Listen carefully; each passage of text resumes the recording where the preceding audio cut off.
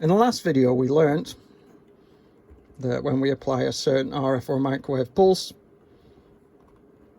to our qubit system, we make the electron jump from one state to another state and change the spin. But then we also found out that if we apply another frequency to our specific qubit, we can actually measure, make the measurement of the spin. And obviously when you make a measurement, it's going to snap to either a spin up or a spin down, depending where our basis state is. And any quantum behavior such as superposition collapses. So our qubit is based on a number of resonant frequencies, a number of resonant circuits that we stimulate with different frequencies. So let's draw an inductor here, capacitor here, like so. And then let's put our actual qubit here. These two circuits are similar, the LC circuit and the circuit here with the Josephson junction. We replace the inductive element with a Josephson junction, because with a regular resonance circuit we're going to have a number of harmonic levels, and we really want to limit those to two quantum states. So using the Josephson junction helps get it to a two-state system instead of a multi-state system. And then we also learnt in the last video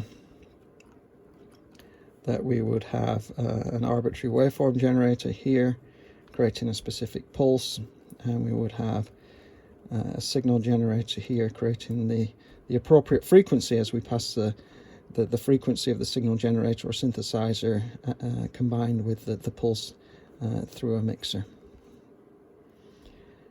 So that'll allow us to do the spin up or the spin down, or put it into a state of superposition.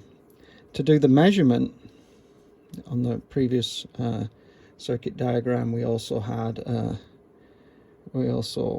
added a circulator, some amplification, a mixer, another synthesizer, and some kind of detector to detect the level or the up frequency shift, down frequency shift, or the phase shift, depending on how we want to do it. And we also had another signal generator here as well. Let's put all these to ground, which fed us with the which gave us the measuring frequency or measuring pulse that went into this circuit. The other thing is that we have some amplification here, and if we look at it,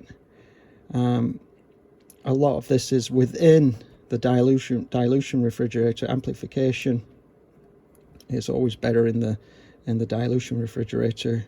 Our noise power equation is KTB, so the lower we make T, the better measurement we're going to get, or the lower the noise is going to be, so we can make this quite sensitive measurement. So let's go through this again. To make the electron jump from one energy state to another energy state, or make it spin, go from one spin state to another spin state, we, as we said from the beginning, apply a certain frequency pulse to our resonance circuit, and that creates that. When we want to measure it, we apply another frequency, and we are looking for, when we make the measurement, the quantum state collapses, and this is going to either jump to a different frequency. That could be a spin down frequency, that could be a spin up frequency, or it could be a phase. Let's mark that axis frequency, and this axis would be amplitude. So in reality, when we look at a qubit such as a transmon, it's essentially a bunch of resonant oscillators, maybe sitting within a cavity oscillator. And what we're trying to do is create different types of resonance to stimulate our electron either to spin up or spin down. So in the next video, we're going to take this concept now, and we're going to look at beyond superposition. We're going to look at entanglement, which is another key feature that differentiates a quantum computer from a classical computer, and this really is where we'll work with multiple qubits now. So we're going to look at a multiple qubit circuit.